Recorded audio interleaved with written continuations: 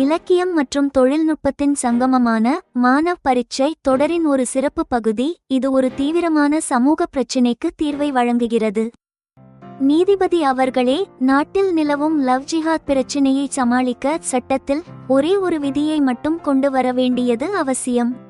ஹரிச்சந்திரா அவர்கள் ஆர்வத்துடன் கேட்டார், அது என்ன?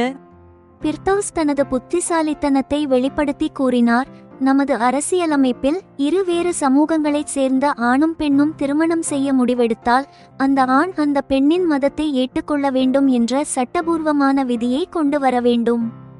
அதாவது திருமணத்திற்கு முன்பே அந்த ஆண் அந்த பெண்ணின் மதத்தை பின்பற்றினால் மட்டுமே அவர்களுக்கு திருமண அனுமதி வழங்கப்பட வேண்டும்.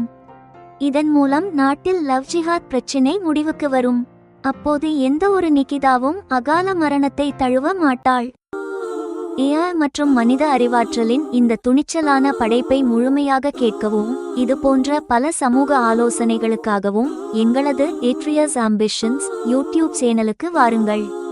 புத்தாண்டில் ஒரு புதிய தொடக்கத்திற்கு சாட்சியாக இருங்கள்.